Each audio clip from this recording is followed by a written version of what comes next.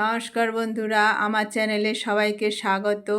আজকে আমি বানাচ্ছি চিড়ে ভাজা। এটা বিকালবেলায় চায়ের সাথে খেতে দারুণ লাগে। ছোট থেকে বড় সবারই খেতে পারে, বাচ্চাদের স্কুলের টিফিনেও দেওয়া যেতে পারে।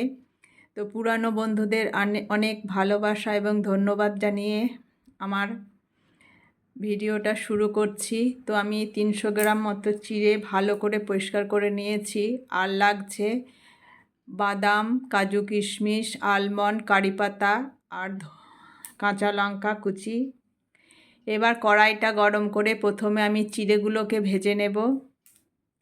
ভালো করে কড়াইটা গরম করে নিতে হবে। তারপর একটু কমিয়ে দিয়ে 4-5 মিনিট মতো ভাজলেই চিড়েগুলো দেখুন পুরো ভাজা হয়ে যাবে, মুচমুচে হয়ে যাবে।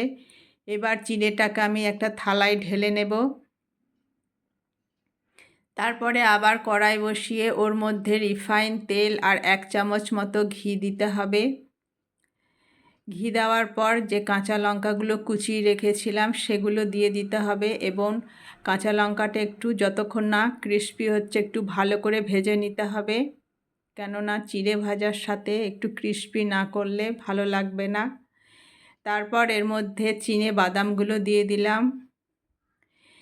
বাদামও এই সময় গ্যাসটা সিমে রেখে একটু ভালো করে ভাজতে হবে যাতে ভিতর পর্যন্ত ভাজা হয়ে যায়। তারপর এর মধ্যে কাজু আর আলমন্ডগুলো দিয়ে দিলাম। বাদামগুলো একটু ফুটছিল, ওই জন্য এই সময় আমি একটু নুন দিলাম। নুনটা দেওয়ার ফলে বেশি ফুটবে না, একটু সাবধানে করবেন।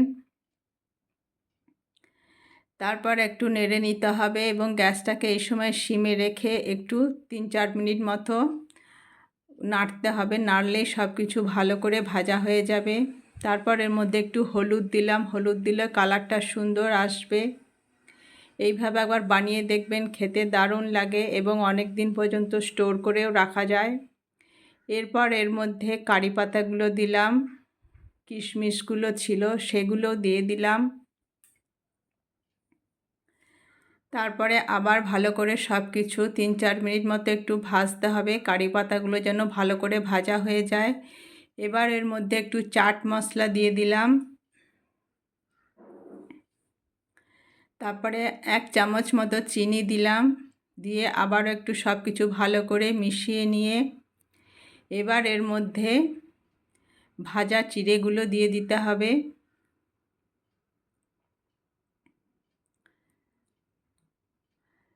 ভাজা চিড়ে দেওয়ার পর আবার ভালো করে একটু সব কিছু মিশিয়ে নিতে হবে। এই সময় গ্যাসটা সিমে রাখতে হবে, কেননা সব কিছু আগে থেকে ভাজা হয়ে যাবে। ভালো করে সব কিছু মিশিয়ে নেওয়ার পর গ্যাস বন্ধ করে দিলাম। তৈরি হয়ে গেল আমার মুচমুচে চিড়ে ভাজা। রেসিপিটা ভালো লাগলে লাইক কমেন্ট করবেন, আর নতুন বন্ধুদের কাছে অনুরোধ রইল আমার চ্যানেলটি সাবস্ক্রাইব করে পাশে থাকার জন্য। আজ এখানেই শেষ করছি। সবাই ভালো থাকবেন, সুস্থ থাকবেন। Bye bye.